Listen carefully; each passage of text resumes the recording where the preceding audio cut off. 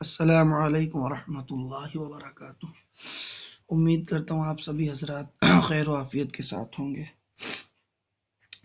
ہمارا جو قرآن سیکھنے اور سکھانے کا سلسلہ ہے اس کی آج 11ویں ویڈیو ہے، یعنی آج ہمارا 11واں سبق ہے۔ آئیے بغیر وقت کو ضائع کیے ہوئے اپنا سبق شروع کرتے ہیں۔ اعوذ باللہ من الشیطان الرجیم، بسم اللہ الرحمن الرحیم۔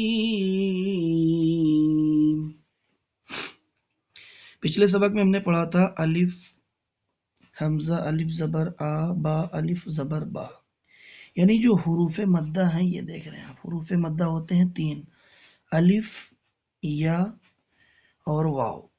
ابھی ہم کل الف پڑھ چکے ہیں، آج ہمیں یا پڑھنا ہے، پھر ہم کل پڑھیں گے واو۔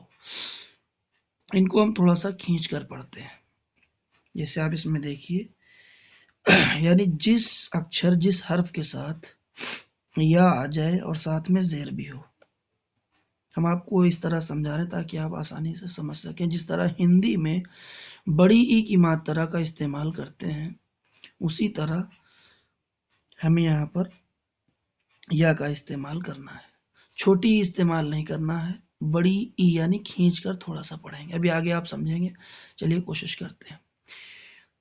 الف یا زیر ای، با یا زیر بی، تا یا زیر تی، ثا یا زیر ثی، جیم یا زیر جی، ح یا زیر حی، خا یا زیر خی، دال یا زیر دی۔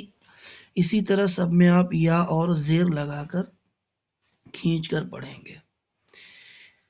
ایسا نہ کریے کھینچنا ہے، با یا زیر بی نہ کریے گا، با یا زیر بی تا یا زیر نہیں کھینچنا، بڑھانا ہے، با یا زیر بی تا یا زیر تی، تھوڑا کھینچ کے سب میں، یہاں تک مشق کر لیجئے گا کیونکہ پورا کرائیں گے وقت زیادہ ہو جائے گا۔ اب یہ دیکھیے ملا کر پڑھنے کا طریقہ: دال یا زیر دی، نون یا زیر نی، دی نی۔ ایک یا کی شکل یہ بھی ہوتی ہے، یہ دیکھیے جو یہ ہے، یہ نقطے رکھیں، یہ بھی یا ہے آدھی یا، اور یہ بھی یا ہے تو یہ دال کے ساتھ یا آ گئی، ساتھ میں زیر ہے، یہ نون کے ساتھ یا آ گئی، ساتھ میں زیر ہے، تو دونوں کو کھینچ کے پڑھیں گے۔ دال یا زیر دی، نون یا زیر نی، دی نی، فا یا زیر فی، زیر ہی، فی ہی۔ اب ہم نے فی کو کھینچا، ہا کو کیوں نہیں کھینچا؟ کیونکہ ہا میں صرف ایک زیر ہے۔ ہم پچھلے سبق میں پڑھ چکے ہیں جہاں پر صرف ایک زبر ہو، ایک زیر ہو، ایک پیش لگا ہو، اس کو بالکل نہیں کھینچتے ہیں، تو ہم نے اس لیے اس کو نہیں کھینچا۔